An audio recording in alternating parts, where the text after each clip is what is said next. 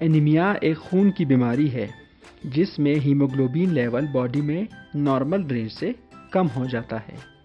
Haemoglobin एक protein है जो आरबीसीज के अंदर होता है। इस प्रोटीन का काम ये है कि ये ऑक्सीजन को ट्रांसपोर्ट करता है to the body organs and tissues और उसके साथ साथ ये कार्बन डाइऑक्साइड को लंग्स में ट्रांसपोर्ट करता है। हीमोग्लोबिन की normal value male and female में डिफरेंट होती है।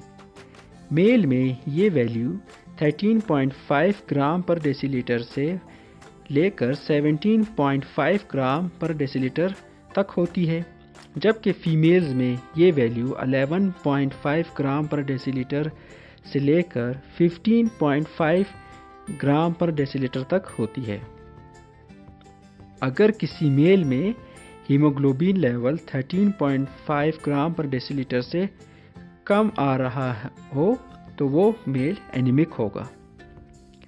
अगर ये वैल्यू फीमेल्स में 11.5 ग्राम पर डेसीलीटर से कम आ रही हो तो वो फीमेल भी एनीमिक होगी। Causes of anaemia. एनीमिया होने की दो वजूहत हो सकती हैं। पहली ये कि पेशेंट के बोन मैरो में कोई डिफेक्ट है जिसकी वजह से आरबीसीज की प्रोडक्शन नहीं हो पा रही, जैसे आयरन, विटामिन B12 और फोलेट की कमी हो, या फिर पेशेंट का बोन मैरो हाइपोप्लास्टिक हो, या पेशेंट रिनल फेलियर का हो। क्योंकि रिनल फेलियर के पेशेंट में एक हार्मोन रिलीज नहीं होता जिसे एरिथ्रोपाइटिन कहते हैं। एरिथ्रोपाइटिन मेन रोल प्ले करता है आरबीसीज की प्रोडक्शन में। या फिर एनीमिया ऑफ क्रॉनिक डिजीज भी काज हो सकता है। ये एक ऑटो इम्यून डिजीज है जिसमें बॉडी के अपने ही इम्यून सेल्स आरबीसीज की डिस्ट्रक्शन काज करते हैं।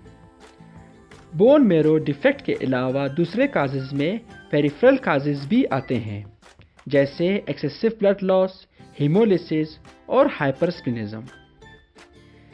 स्प्लीन वो ऑर्गन है बॉडी में जहां नॉर्मली ब्लड सेल्स की डिस्ट्रक्शन होती है, लेकिन हाइपरस्प्लिनिज्म में ब्लड सेल्स की डिस्ट्रक्शन नॉर्मल से ज़्यादा हो जाती है, जिसकी वजह से बॉडी एनीमिक हो जाती है।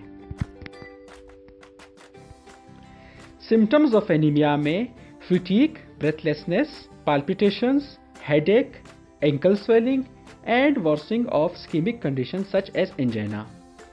एंजाइना में बेसिकली पेशेंट की ऑक्सीजन सप्लाई कॉम्प्रोमाइज होती है।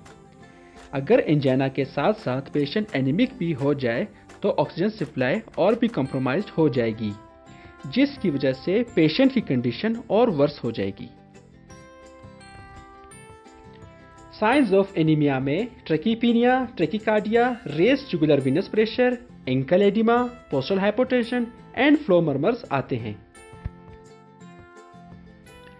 अब हम आते हैं एनीमिया की टाइप्स पे। एनीमिया की टाइप्स मीन सेल वॉल्यूम पे डिपेंड करती है। Normal mean cell volume 76 to 96 femtolitre होता है। मीन सेल वॉल्यूम की बेसिस पर एनीमिया की 3 टाइप्स हैं। Number 1, microcytic anaemia. Microcytic anaemia में मीन सेल वॉल्यूम 76 फेमिटोलीटर से कम होता है। एग्जाम्पल्स में iron deficiency anaemia, thalassaemia and sideroblastic anaemia. Microcytic anaemia के बाद नॉर्मोसिटिक एनीमिया आता है। नॉर्मोसिटिक एनीमिया में मीन सेल वॉल्यूम 76 to 96 फेमिटोलीटर के दरमियान में होता है। Example acute blood loss, anaemia of chronic disease, bone marrow failure, renal failure, haemolysis and pregnancy. Normocytic anaemia के बाद मैक्रोसिटिक एनीमिया आता है, जिसमें मीन सेल वॉल्यूम 96 फेमिटोलीटर से ज़्यादा होता है। एग्जाम्पल्स में विटामिन B12 और folate deficiency, liver disease, cytotoxics such as hydroxycarbamide, marrow infiltration, hypothyroidism and anti-folate drugs such as phenytoin. Diagnosis of anemia.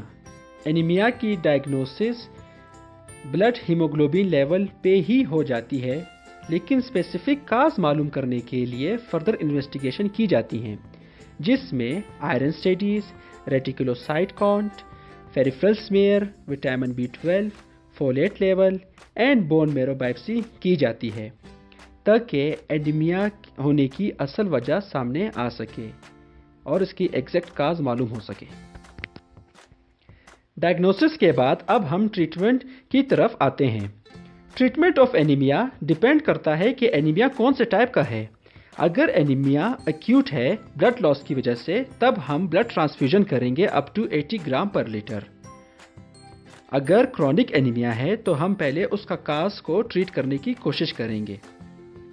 और अगर एनीमिया के साथ साथ पेशेंट को हार्ट प्रॉब्लम है जैसे हार्ट फेलियर और एंजाइना, तब हम ऐसे पेशेंट में ट्रांसफ्यूजन के साथ साथ packed cell volume with 10 to 40 mg furosemide देंगे।